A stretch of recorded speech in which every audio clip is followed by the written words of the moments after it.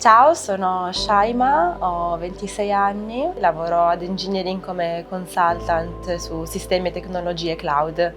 Sono nata a Casablanca in Marocco e all'età di 2 anni mi sono sposata con la mia famiglia a Torino. A Torino sono cresciuta, ho fatto tutte le scuole, ho fatto il liceo scientifico, ho coltivato le mie amicizie e dopo il liceo scientifico, prima di intraprendere un percorso universitario, mi sono presa un anno sabbatico per capire anche cosa fare. Insomma, ho lavorato presso un'organizzazione umanitaria come volontaria e parallelamente ho lavorato come volontaria all'interno di un'associazione che si chiama GMI, Giovani Musulmani Italiani, e il suo scopo era quello di aiutare i giovani, soprattutto adolescenti, a capire che cosa volesse dire appartenere a due culture diverse e farne uno strumento di forza.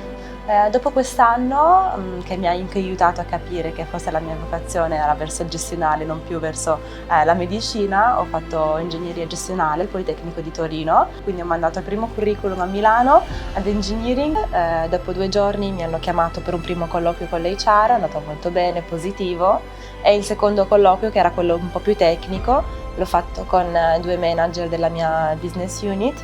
e mi ricordo che mi è rimasto molto impresso perché dopo tutte le domande tecniche sul percorso di studi, sul lavoro,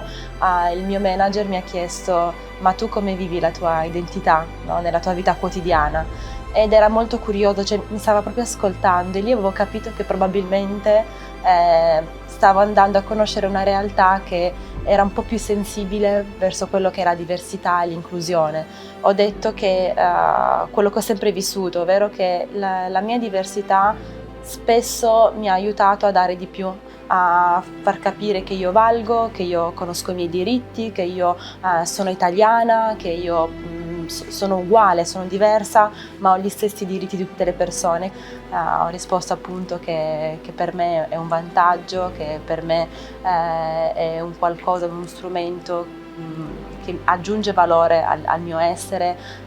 che mi ha aiutato a crescere. Tutte le volte in cui ho avuto a che fare con un cliente, e sono state molto frequenti, sono sempre stata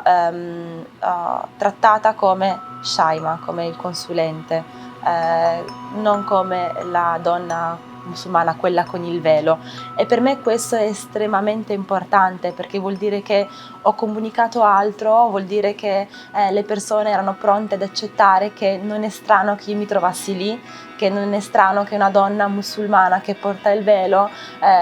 proponesse a loro dei sistemi di tecnologia e di innovazione, capito? Ad Engineering non ho mai visto queste difficoltà, anzi, vedere più persone diverse all'interno degli uffici, dell'azienda, su diversi livelli, aiuta le persone a non vedere più queste diversità, a renderle invisibili, ma in maniera positiva, perché questo aiuta le persone a capire che per esempio una donna magari musulmana col velo può anche essere un ingegnere. La mia identità sono le mie personalità, le mie caratteristiche, la mia professione, il mio percorso, la mia storia. Comunicare alle persone è importante, aiuta. Per me questa diversità, per la mia personalità, è stata assolutamente una ricchezza. Mi ha aiutato a crescere, a migliorare e anche a trovarmi dove sono oggi, dove c'è condivisione, dove c'è scambio di idee, dove c'è scambio di culture, non c'è mai perdita, anzi è sempre un passo avanti.